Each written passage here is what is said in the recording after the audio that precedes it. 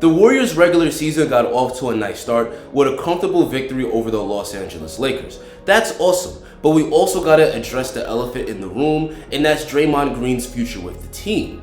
Draymond's future with the team was already up in the air when it was reported in the offseason that he wanted a max extension and the Warriors front office was unwilling to give it to him. Well, now his future with the team is looking even more murky when he thought it was a bright idea to deck Jordan Poole in practice. Jordan Poole got knocked out cold by Draymond Green, but it looks like he ultimately got the last laugh because just a few days after that punch, he got a $140 million contract extension. And while Jordan Poole is now swimming in money, Draymond Green was not only left dry, but his days on the team appear to be numbered.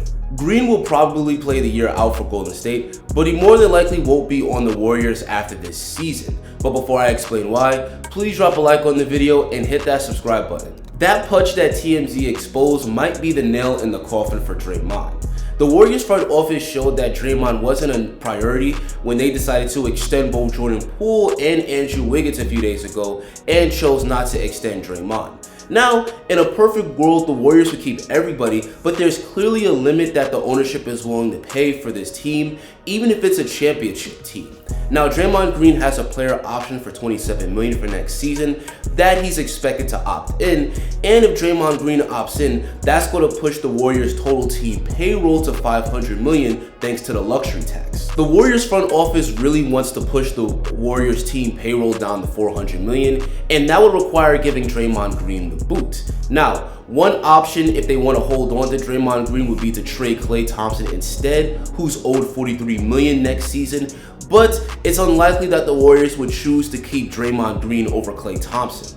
Another option for Draymond Green to stay on the Warriors would be for him to opt out of next year's contract and re-signs for less. Maybe instead of taking 1 year, $27 million, he takes 4 years, $50 million or $60 million, but that also seems unlikely. Considering that Draymond Green thinks that he's worth a max contract, I highly doubt that he's willing to take a significant pay cut. And to Draymond Green's credit, he's still a huge contributor to this team. We saw what the Warriors looked like last year without Draymond Green, and they weren't good. The Warriors got off to a really good start last season. They had the best record in the league with Draymond Green playing. And then when Draymond Green went down with a calf injury, the Warriors as a team fell off. Overall, the Warriors were just 19-17 in games that Draymond Green didn't play last year, and they had a record of 34-12 in games that Draymond Green did play.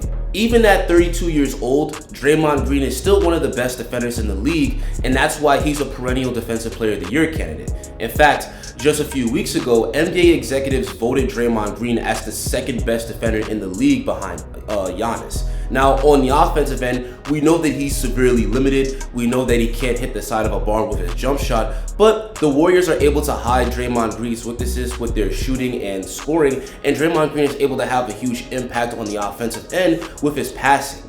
And his impact on the game goes beyond the box score because he also has a huge impact with his leadership and his defensive intensity, which tends to be infectious to the rest of the team.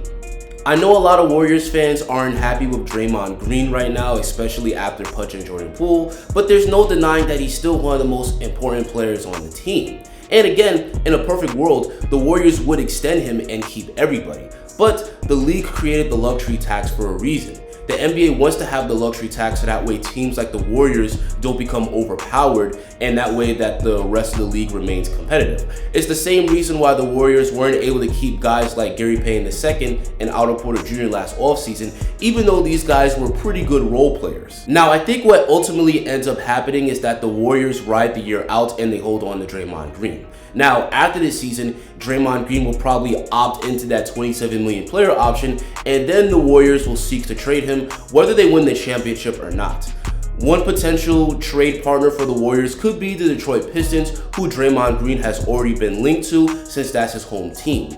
In a potential trade, maybe the Warriors can get back one of the Detroit Pistons' young players like Saddiq Bey or Isaiah Stewart, who are pretty good young players and are still on their rookie contract, so they won't cost the Warriors as much in luxury tax. Who knows exactly where Draymond Green ultimately ends up? This was just pure speculation. But one thing is for sure, his days with the Warriors are definitely numbered. But now I want to hear from you guys. Do you think the Warriors should trade Draymond Green? Can they contend without him? Tell me in the comments. If you enjoyed this, please drop a like on the video and hit that subscribe button. And click this video to see why you shouldn't sleep on Klay Thompson this season.